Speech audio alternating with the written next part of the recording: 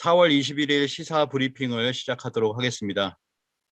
먼저 코로나 병난 상황입니다. 오늘 현재는요, 코로나는 약 10만 명 정도 확진이 되었고, 위중증 환자는 846명, 그리고 사망자는 147명입니다. 누적 치명률은 0.1% 정도가 됩니다.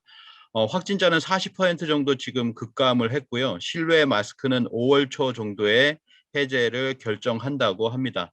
위중증 환자가 제일 중요한 것 같습니다. 지금은 확진자 같은 경우에 검사를 많이 하지 않기 때문에 확진자는 줄어들 수가 있는데 위중증 환자가 어느 정도 되느냐가 중요할 것 같습니다. 지금 조금씩 줄어들고 있고 850명대를 기록을 하고 있습니다.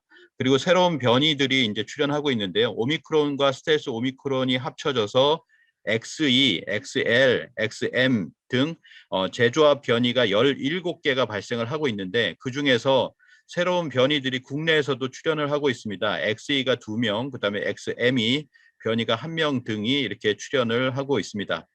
가을에 새로운 변이가 등장할 수 있다고 합니다. 엄청난 대유행이 올 수도 있다라고 하는데요.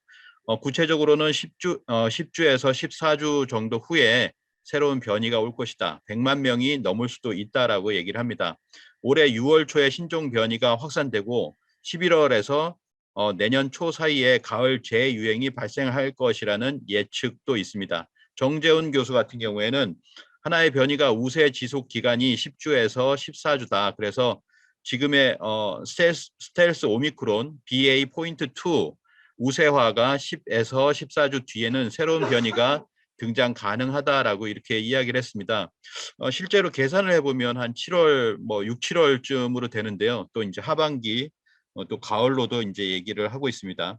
그래서 이상원 역학조사 분석 단장은 늦가을 무렵에는 새로운 유행 또는 환자의 증가가 있을 수 있다 이렇게 판정을 하고 있습니다. 그리고 이 사이에 이제 백신을 맞지 않고 있잖아요. 이제 4차 백신이 시작이 됐는데 백신을 맞지 않아서 면역이 감소될 경우에는 이제 면역 감소가 50% 정도 될 경우에는 100만 명에서 120만 명이 확진될 수 있고 면역 감소가 25% 정도 될 경우에는 40만에서 60만 정도가 확진될 수 있다라고 이렇게 이야기를 하고 있습니다. 그래서 4차 접종을 하라 이런 얘기죠. 4차 접종 여부 규모에 따라서 누적 사망자가 700에서 2,700명 정도 발생할 수 있다 이렇게 얘기를 합니다.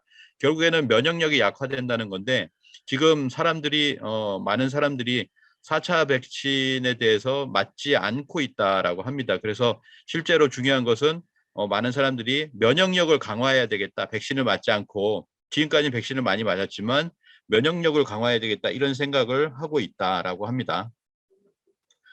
다음 소식입니다. 천연두 백신 패치가 개발되었다라고 하는 소식인데요. 4월 19일자로 보면 코로나 뒤에 천연두 팬데믹이 우려된다. 자가 접종 가능한 백신 패치를 개발했다라고 하는 소식입니다. 이 백신 패치는 부산대와 질병관리청이 협력을 해가지고 천연두 백신 패치를 개발을 성공했다고 하는데요.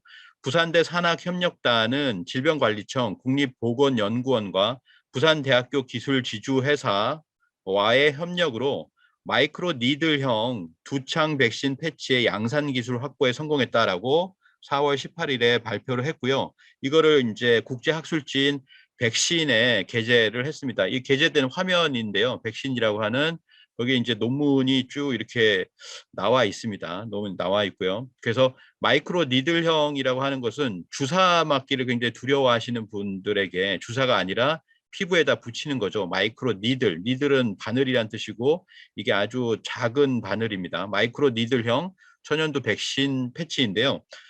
이걸 보시면은 이게 백신이 있습니다. 백신이 있고요. 그 백신을 갖다가 마이크로 니들형에다가 그 위에다가 이렇게 떨어뜨리고 고정을 시키고 고체화를 한 이후에 그 다음에 그거를 이제 패킹을 하고 수송을 해서 이제 붙이는 거죠. 그래서 천연두 바이러스가 코팅된 마이크로 니들 패치를 저온에서 제조 후에 상온 유통 및 피부에 자가 투여하는 방식이다라고 해서 스스로 투여를 하는 겁니다. 이게 이제 마이크로 니들이라고 하는 건데요. 마이크로 니들은 머리카락 3분의 1 수준의 두께인 미세 바늘을 활용하는 경피 약물 전달 기술이다라고 합니다. 그래서 피부에 붙여서 인체 내에 흡수하는 방식으로 쓰이게 되는데 주사보다 통증이나 부담이 적고 먹는 약에 비해서 여러 가지 간 대사 과정이 생략돼서 유효 성분 흡수와 생체 이용률도 굉장히 높다 이렇게 평가가 되고 있습니다.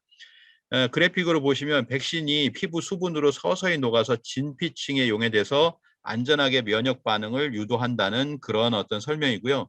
이 마이크로 니들 방식의 의약품들이 시장 규모가 점점 더 이렇게 확대가 되어가고 있습니다.